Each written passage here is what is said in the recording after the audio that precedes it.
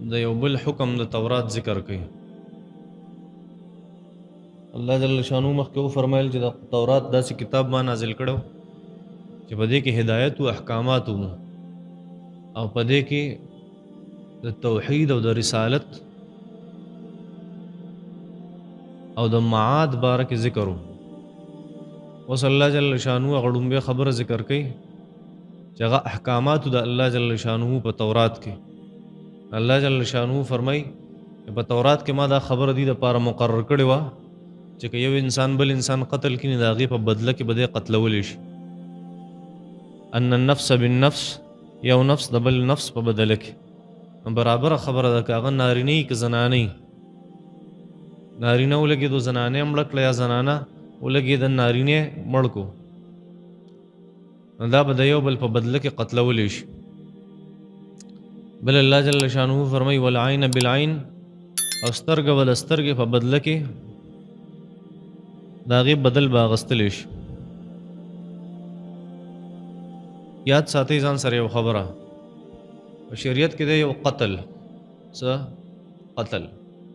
دا مخ کې تاسو ته ذکر د قتل خطا بحث راغله او ماره د تذکرہ کړي و دي او به خلاصه بیانوم دتا یو قتل لنه که په قصد باندې قتل کو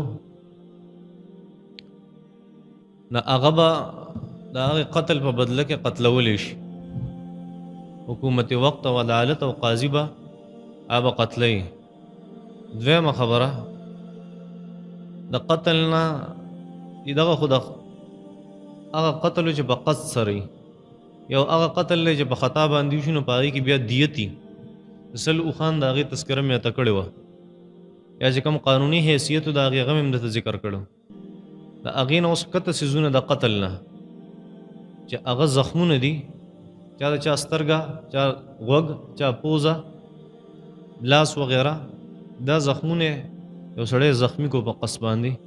الله جل شانو فرمای دا چې څنګه تاسو قانون دی دغه شانتي د بنی اسرائیل قانون هم داو په تورات کې ما دا خبره ذکر کړې و چې ان النفس بالنفس چې قتل به د قتل په بدل کې او العين بالعين سترګه به د سترګې په بدل کې صحیح ده. نو کم زخمونه چې اوس دي د هغه هم بدل علي زخم بم بدل علي او په زخم کې تدا فارموله او خودلې و هغه زخم چې په هغه کې یو شانواله راتلې شي په هغه کې بدله ده هغه زخم چې په هغه کې یو شانواله راتلې شي په هغه کې بدله ده بدل به علي اقا اندام به پرې کې لاس دې ځکه پرې کړو په دې ځکه لاس پرې کول دا آسان دي.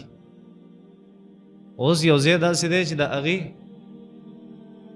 یو سړی بل په دې ځکه اډو کې مات کړي نو اوس هغه شانته ته اډو کې نشي ماته ولې څنګه چې هغه مات کړي نه رسې په خبره هغه چې دازه چوری کړي استا هغه شانته د یو عالم اوسه پورې نه دروتی چې هغه شانته چوری کې څنګه چې هغه چوری کړي نو هغه سيزونه چې په آی کې یو شانواله راتلې شي نو په هغه کې خو بدل اغستل دي او هغه چې په هغه کې یو شانواله نشي راتلې نو په هغه کې بیا شریعت طرفه جرمانه دا پوره تذکرہ مې تکړه د مخ کې دیت په مسله کې خطا قتل خطا په مسله کې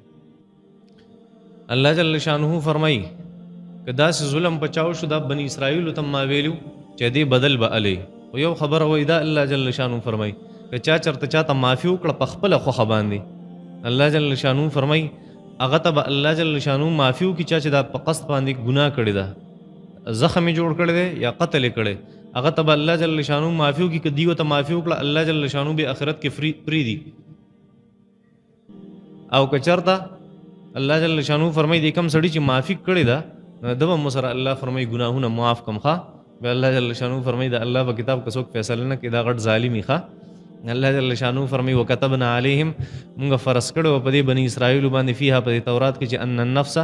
بشک یو انسان بالنفس ده بل انسان په بدله کې بقتلول شي والعين او سترګه بالعين سترګې په بدل کې نو سترګې کوله استوا نو سترګې استل هغه شانتی بیا نه کیږي او که سترګې نظر ولا ختم کړو نو دیو مولا سترګې نظر ختمي هغه اسانه طریقه صحابه کرام وداسي کول چې کوم میرر به وکنه شیشه هغه به انور ته مخامخ کړه هغه به په یو خاص په دې ګاټي به ولا فوکس کړه هغه مرنا چې بوه هغه نه چې با کوم ریفلیکشن کېدو کنه هغه ول سترګې ته مخامخ کړه په دې به ول مالوج دلیو دا هغه د تیزوالي د وجه سترګې نظر به ختم شو صحیح ده. دا تقریبا د حضرت علی رضی الله تعالی عنہ په مشوره باندې شو. دا مې ته ویلو ټوله خبره مې ته ذکر کړې واقعات. والعین بالعین او د سترګې نظر د سترګې نظر په بدله کې، والانف بالانف پوزه د پوزې په بدله کې، والاذن بالاذن او غوږ د غوږ په بدله کې، والسن بالسن او غاښ د غاښ په بدله کې. په یو اډو کې کوم قصاص نشته سوا د غاښ نه. په یو اډو کې کوم قصاص، ځکه نورو اډو کې یو شانواله نه راځي او غاښ داسې اډو کې دی چې په دې کې یو شانواله راځي. صحیح ده. والسن بالسن او غاښ د غاښ په بدله کې، والجروح او څومره چې زخمونه دي قصاص په دې کې بدله ده. فمن تصدق به چا چې په دې کې معافي وکړه، فمن تصدق چا چې صدقه وکړه به د قصاص دغه بدل، فمن تصدق چا چې معافي وکړه به دغه بدل، فهو کفاره الله، دا به د لپاره د ګناهونو بخشش شيخه.